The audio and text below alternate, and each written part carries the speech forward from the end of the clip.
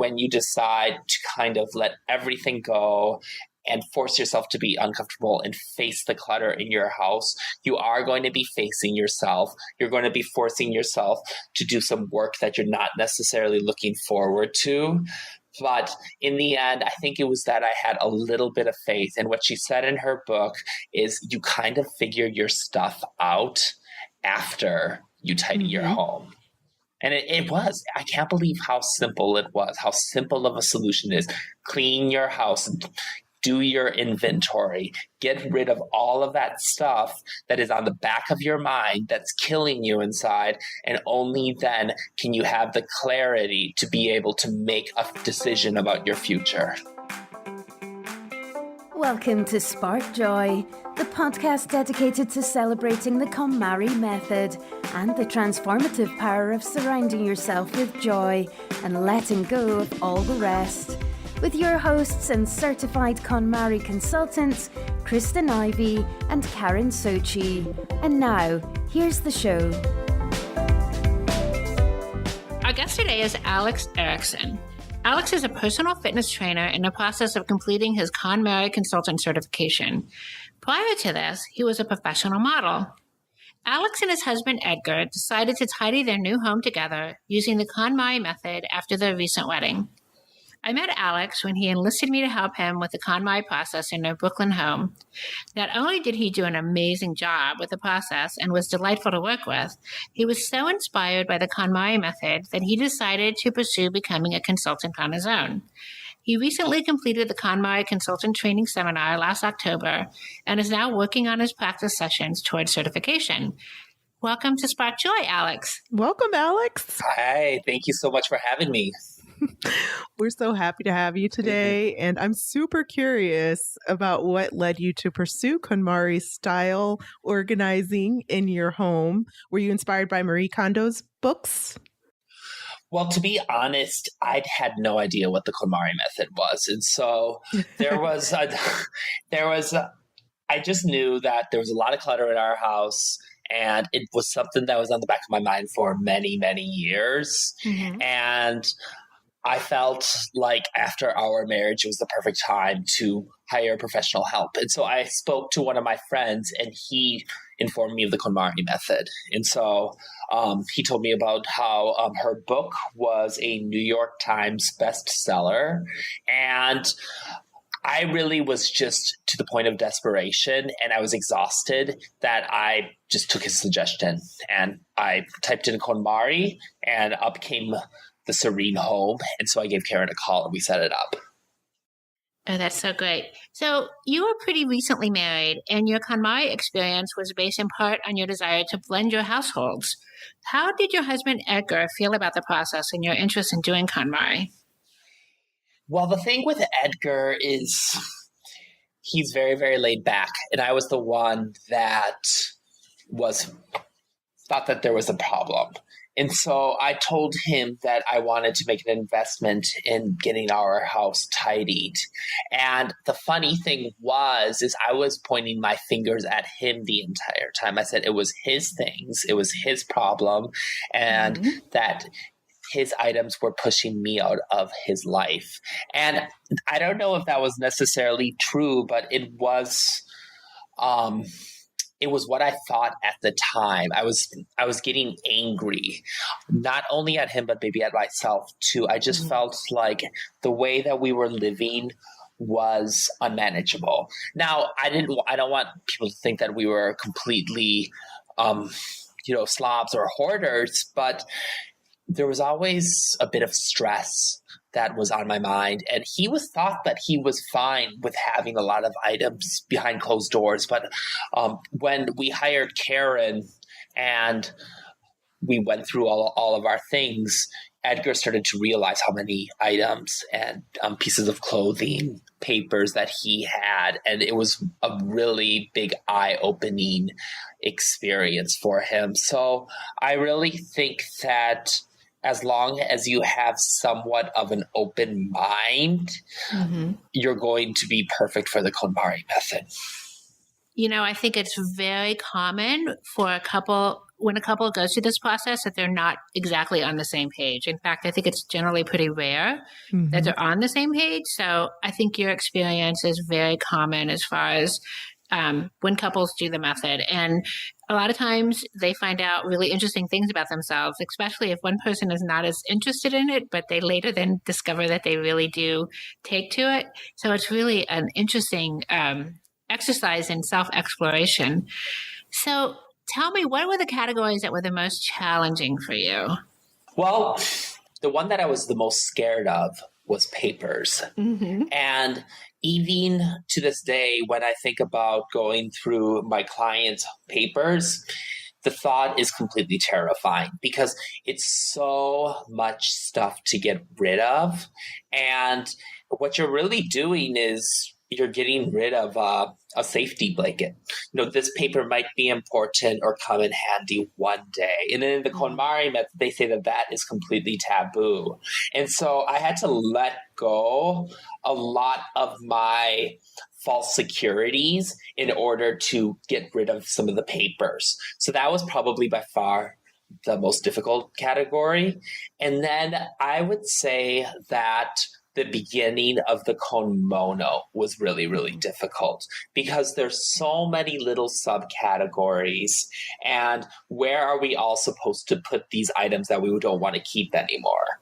And I was really, really nervous about that. And so I started with actually kitchen first because I told Karin I wanted something that was going to create an instant effect, a lot of bang for your buck. And so I dedicated about 3 hours to the kitchen, and I experienced a lot of different emotions, including frustration, anger, contempt, and then relief while I was doing the kitchen category, which was really, really surprising to me. I think that the problem with the kitchen is it's used so much. And when you're opening up all of your drawers and you're seeing all of these little utensils, these spices, you might also discover things that you didn't realize that you had. Like, why do I have 3 blenders? And one is starting to rust. Why are there 3 different jars of coriander powder? You start to kind of realize how you hold on to these items, and especially with groceries, that's an item that you are constantly purchasing over and over and over again because we need to eat. And so it was kind of funny how I realized that there were so many different food items and food accessories that were just piling up over and over and over again. And so I was really, really frustrated with myself and with the habits that I had developed with the kitchen. Yeah. I think that it's super interesting because I think for a lot of people when they start kimono, it's really hard to know where to start. But I agree. I think starting in a place like doing kitchen as a subcategory is really a great choice because especially after paper, because paper is so difficult. But a lot of times for a lot of people, because we keep paper kind of squirreled away so much, it's really hard to see a dramatic impact, even after you've completely done paper really well. But in your kitchen, it's super easy to see the impact, and you're kind of ready for something dramatic at that point. So I think that makes a lot of sense. Well, we were just coming up with, like, for example, we had like 3 food processor blades. And I picked one up and I cut myself with it because when I was kind of going through the kitchen, it's like you have to really face being uncomfortable in the process. And going through the kitchen and just kind of realizing how many items you have to go right through, it was just really, really difficult for me. I'm a very high-strung person. I have high anxiety.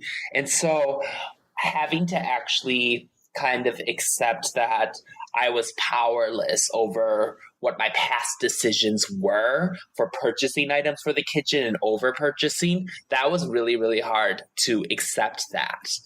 I didn't want to have to necessarily be in the kitchen the entire time. I didn't want to be in that little enclosed space for 3 hours. So actually picking through all these like pots and pans and having to, realize what I wanted to keep and what I wanted to discard, it was a bit overwhelming, but it was such a reward at the end because, you get rid of a lot of things like rusty pots and pans, old cloths and old towels, all these different categories, that are kitchen items. And I don't know, it was by far one of the biggest categories in the kimono for me to really have to face. And it was awesome when it was done.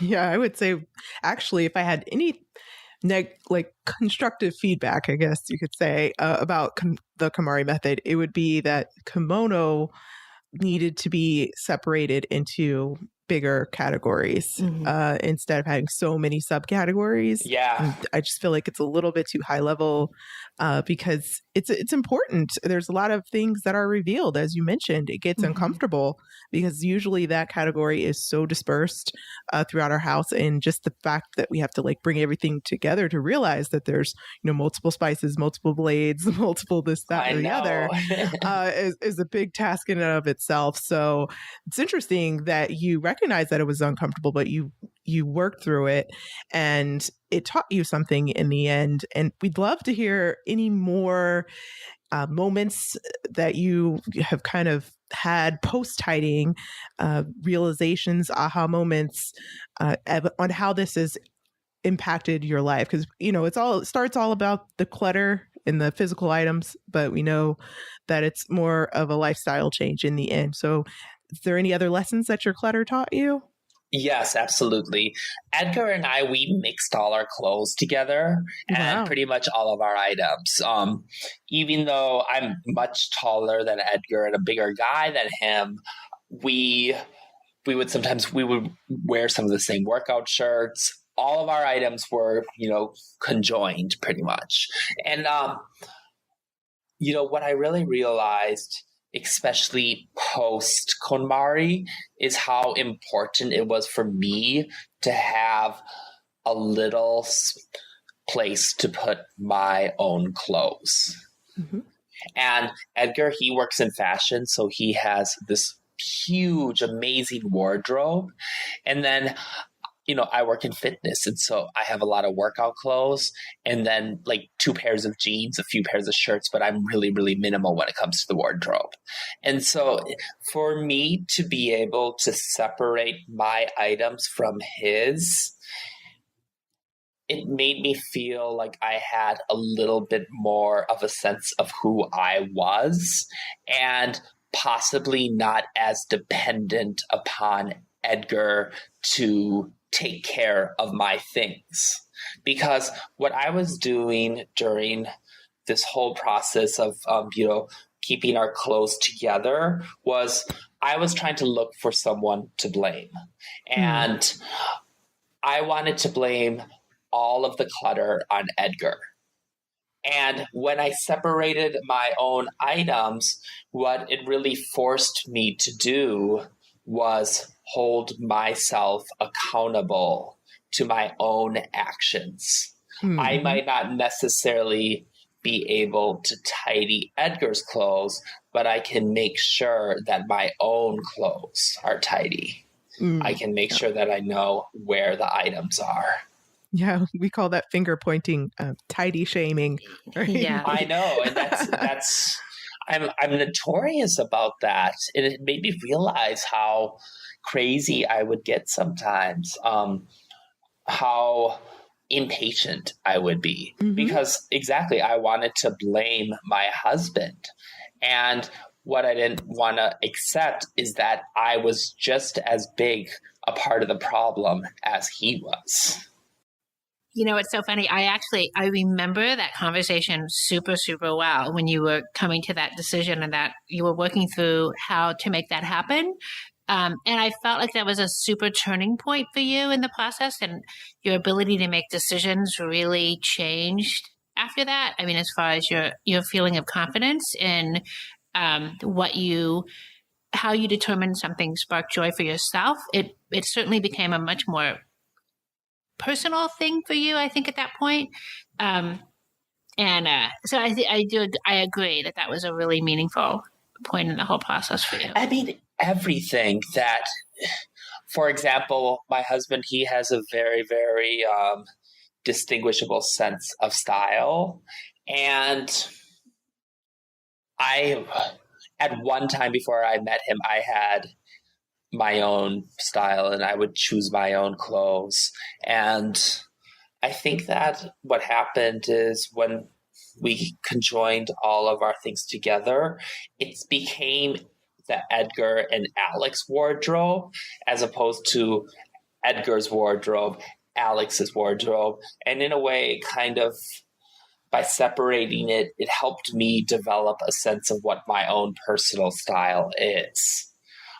Because I got to actually see what was in the wardrobe, what items I actually had. And it helped me kind of develop respect for my items. I think that the biggest thing that I noticed was there were very, very basic staples that I wanted to have in my wardrobe, such as just a nice, simple black t-shirt that looked good, a nice, simple pair of jeans, a pair of black boots, something that was comfortable to wear. And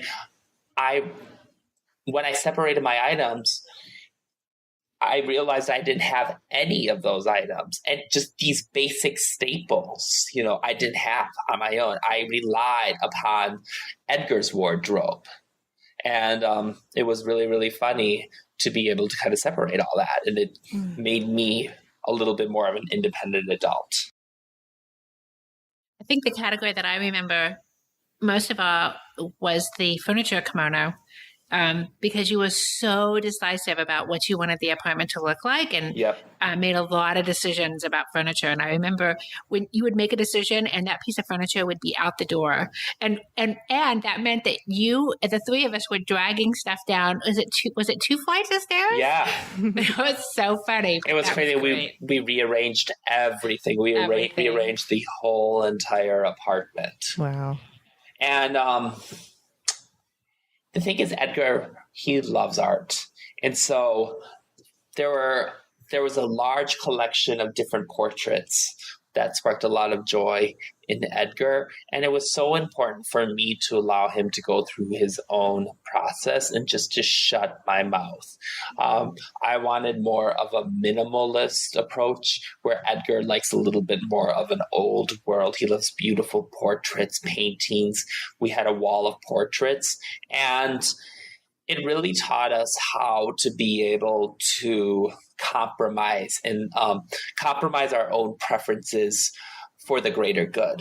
So although Edgar didn't necessarily discard all of the portraits that I wanted to discard, it wasn't my place to get rid of them because they were his. But what he did instead is he relocated them so it made a little bit more sense, so there was definitely a compromise. And I think that that's so important as a couple to be able to do that, to respect each other's different tastes, etc. And I think the KonMari method just helped make it a lot more concrete and decisive and a lot more fair. Wow. I love that, how you guys came to a compromise. We have to load up some photos under the Spark Joy Instagram so that we can show our listeners what the end result was. It sounds amazing. Well, the end result was actually really, really surprising to me. We decided to move. Oh, okay. See, one thing that I told Karin is we were considering moving to Miami, but I wanted to give New York one more chance. And I felt like, especially in a hectic city like New York, it was impeccable that we would make our home a sanctuary. However, once our home was beautiful and tidied, there was still something inside of me that felt at unease. And that's like literally within a month, I was looking for places in Manhattan. So we actually just moved to the Lower East Side, and we are living in our new apartment. And it's really, really funny because I read Marie Kondo's follow-up book, Spark Joy, and she says that people usually KonMari their old homes, and after that, they find the perfect home. immediately afterwards. And that's kind of how it worked for us. And that was really, really surprising to me that this was a common thing. It's all about preparing where you are now, not saying, oh, one day I'll get to this, preparing where you are now, living in the present. And then that's kind of signaling to the universe that, yeah, I'm ready for something new, if that makes sense, right? Exactly. And the other funny thing is, once you get rid of all of that clutter and you are living in a tidy house, a lot of those layers of distraction are taken away, these subconscious layers, of unrest. So, for example, when I find that my house is not completely tidy and I don't know where everything is, it's just this huge list of things to do that I'm avoiding. And then in return, I avoid doing other things that could better myself. So once I KonMari'd and tidied my house, the biggest difference that I noticed is that it kind of crossed one big to-do task out of the list, get the house tidied, but then it really forced me to look at the current situation. What is it still inside of me that causes me to feel this way? And believe it or not, it was only after that I decided that I wanted to do exactly what Karin did. Wow. Yeah, and what you did. Yeah, that is amazing. So, yeah. So your home and your experience gave you clues to what you ultimately wanted to do for your career. Wow. And how this is coming from someone who had absolutely no idea what he wanted to do his entire life. And I think that there's a spiritual approach to tidying.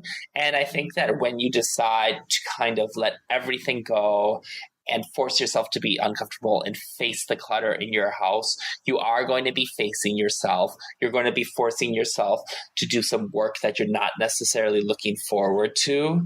But in the end, I think it was that I had a little bit of faith. And what she said in her book is you kind of figure your stuff out after you tidy your home.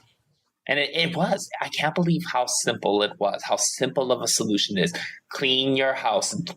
Do your inventory, get rid of all of that stuff that is on the back of your mind that's killing you inside. And only then can you have the clarity to be able to make a decision about your future. And it worked for me.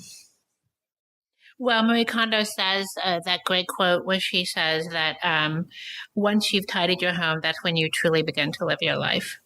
It's so true. It sounds like that's so come true for you. It really has. And I do know from personal experience also that doing KonMari makes moving a heck of a lot easier. You're living like you're going to move tomorrow, right? Instead of saying, oh, one day I want to move sometime. You're living that way every day. And you brought your like items together too throughout the process. And that's essentially what happens when you move too. You put everything together in a box by category. So it makes it simple. Yeah. It typically takes about 2 to 3 months, they say, in New York City to really settle after moving. People say one of the most difficult parts of living in New York City is moving. However, yes, it took us 3 weeks to have our apartment completely settled in. Wow, it's amazing. We had some pressure from the universe. Our mom, our aunt, and uncle were coming to stay with us. So we knew we had to have our crap together to present to them a nice home. But it made the process so much easier. And when we really put our minds to it, we made our new home completely beautiful within 3 weeks. And all of our friends were shocked. So great. So what has it been like for you so far as a consultant in training? Well, it's unpredictable. You realize how small the spaces are in Manhattan. And we thought that we had a lot of things. The first client that I did, he probably had like $200,000 worth of designer clothes, the things that he had never worn before. And the biggest challenge is being able to find temporary homes for the items that are going to be discarded or the items that don't have a home yet. That's the hardest. So, for example, if we are going through the clothes and there are a bunch of sweaters stuffed up on shelves, and you take those sweaters out and you try to make a decision, which ones to discard and which ones to keep.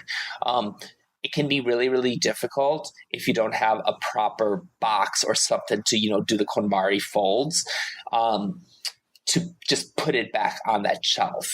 So what I did is I actually have been texting you, Karin, some for pointers.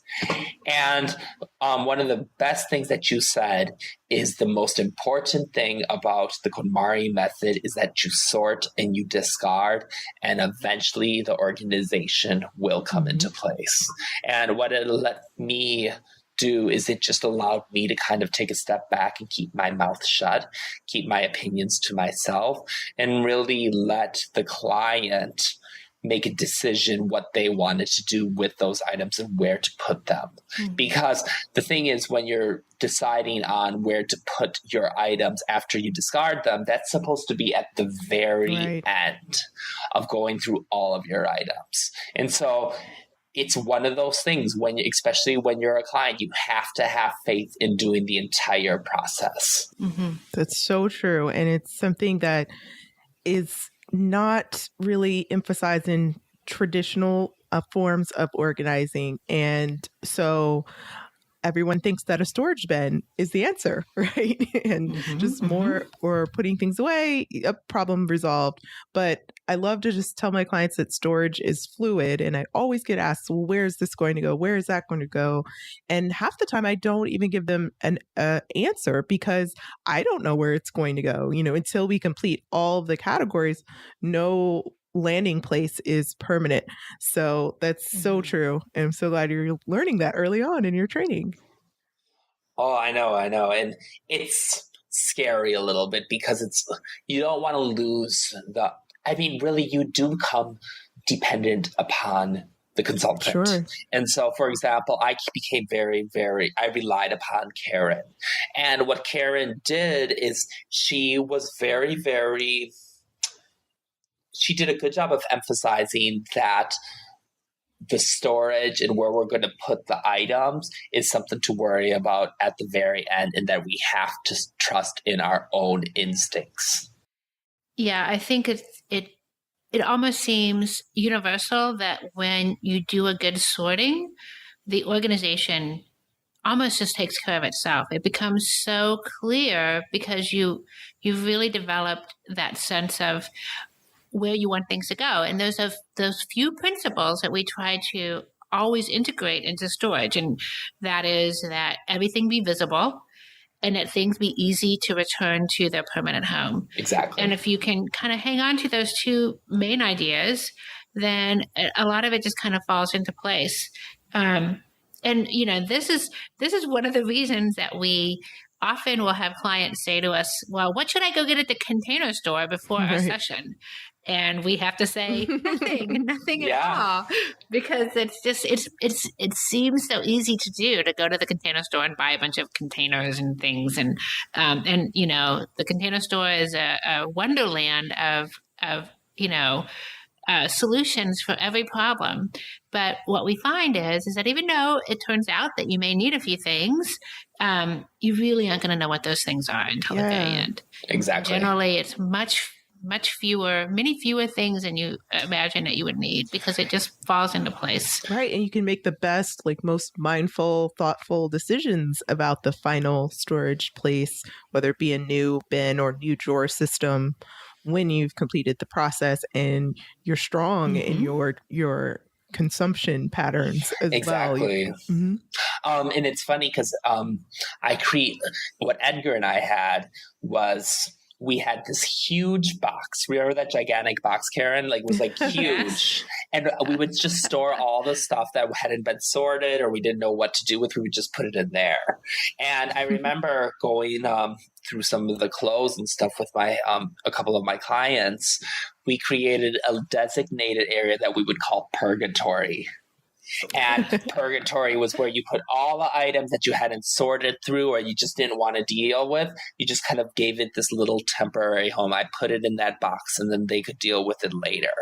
That's exactly how Edgar and I were able to, when Karin left and maybe we didn't sort through everything, we would just keep it in purgatory and then we would face it at our own convenience. So great. That's a great tip. Yeah. Do you have any other organizing tips? I know you just started moving into this business lane, but do you have other tips that you could share with our listeners about tidying? The biggest thing that I wanted to tell my clients is there's one thing that you should purchase, a big cardboard box. I think that the purgatory area is super, super important. I just do. For example, before Karin came for our paper lesson, we had already finished doing all of the clothes. And then we had, a few items that we were going to donate. And one big tip, and Karin emphasized this too, is if you are going to donate or sell something, you should try to do it as soon as possible. And so that's one tip. And then the other thing is just have a big, big box to put the items without homes in temporarily. And then in a weird way, it's going to hold you accountable to finish the deed, to finish the tasks, to finish the entire KonMari method. So at least, I don't know, that really, really helped for me, though. There was nothing better than right before papers, going through all of the cupboards, finding all of the, bills and manuals and just random papers and just throwing it in that huge box. And then when Karin came, we had, I don't know how big that box was. It was huge. We just had this gigantic box, like full of different papers, gift wraps, receipts, Polaroids, everything.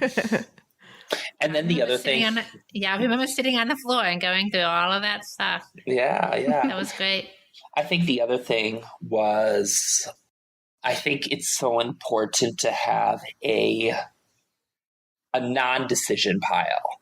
Or what I like to do is put anything that I'm not sure I want to get rid of, I just put it in my sentimental pile. Mm-hmm. And the thing is, the sentimental category is your last category. And they say it's the most difficult category. And the things that we're really, really on the fence about getting rid of are typically, we are emotionally attached to it, whether we'd like to admit it or not. Sure. With my clients, there's this one woman, and we would be going through her clothes, and she just wasn't sure if she wanted to get rid of the item or not because she was holding on to a past memory. I saved up a lot of money. I had to work really, really hard and, do these many hours at work in order to purchase this thing, which was so beautiful at one time. So we put it in the sentimental pile. And as we continued to go through each and every piece of her clothing, by the time we were done with that category, she was able to look at those that sentimental pile and make decisions right away. Wow. Whether or not she wanted to get rid of them or not. It was just like very, very instant, but I think that that's kind of the way where you can hang on to it for as long as you want. And as you continue to go through the process, you're just going to have so much more clarity. Beautiful. Those are great tips. Yeah. Before we leave you, we want to ask you, what's sparking joy for you right now? There is this big fat cat. And we got it as a wedding gift. And you can get them anywhere in Chinatown. And Karin actually has a photo of it on her website. Oh, cool. And so what we did is, Edgar and I have two different aesthetics. I'm very colorful. I like colors, bright colors, kind of funky, quirky little things. Edgar likes more of like a classic type of decorating. So the things that are sparking joy for me right now is our craft area. And I have a cheap candle from the dollar store, and it's a money candle, and I burn it for good luck. And then I have my big fat cat. Love it. And then And then the person who sparks the most joy for me is my husband. Beautiful. Yeah. We work a lot. We don't see each other too often. So when I go home and he's asleep, he sparks the most joy in my entire life. And I'm glad that we went through this process, and I have so much more respect for him. And I feel so much more loved because he was willing and open to do this for me. Yes. It's so special when you feel supported through this process, right? It just goes so much more smoother, and you both learn about each other as you work through the clutter. So it's great. Yeah, absolutely. Absolutely. Great. Do you have any final words of wisdom? I think that when you decide you're ready to go through the KonMari method, you are making the decision to face your demons and to face the things that you have been avoiding for a really, really long time. And in the 12 steps, and that's like a method of living, that's a way of life that I live by. They say that one of the most important ways to obtain serenity is to do what the fourth step is. The fourth step is to do a very surging, fearless inventory.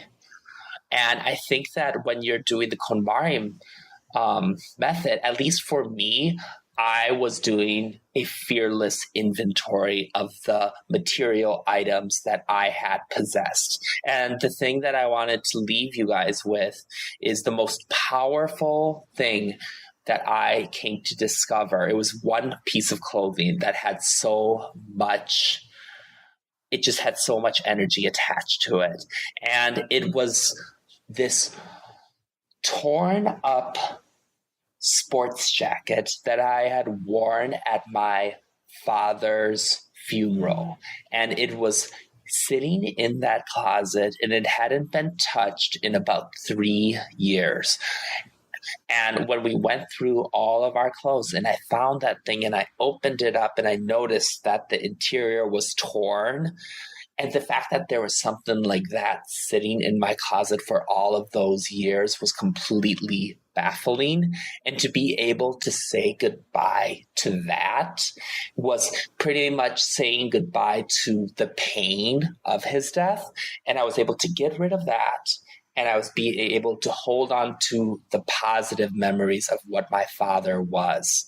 And, by getting rid of that sports jacket, it helped me kind of come to some kind of closure with his passing. Wow. Yeah. Wow. I have goosebumps. That was great. I so appreciate that you sharing that with us.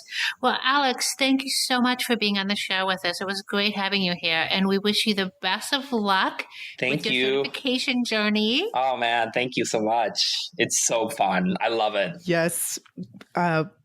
Practice makes perfect, and just stick with it and exercise the KonMari principles of gratitude and honor along the way, and you'll do just fine. Yep. And it's going to be called, can I say? Sure. Yes. Hot Mess.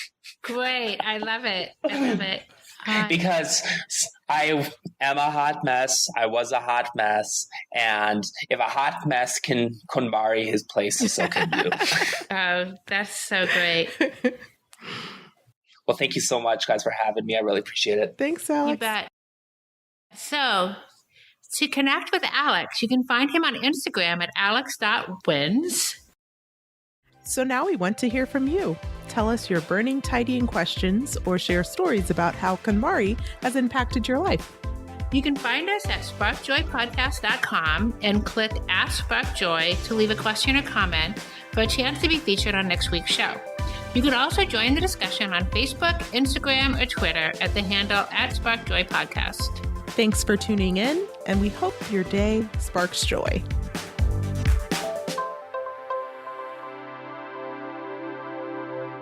Thank you for listening to Spark Joy with your host, Kristen Ivy of For the Love of Tidy in Chicago and Karin Sochi of the Serene Home in New York City. Spark Joy, the podcast, is not endorsed by or affiliated with KonMari Media Incorporated. The opinions expressed on this episode represent the views of the co-hosts and guests alone and do not represent the corporate position of KonMari Media Incorporated or the KonMari Consultant community.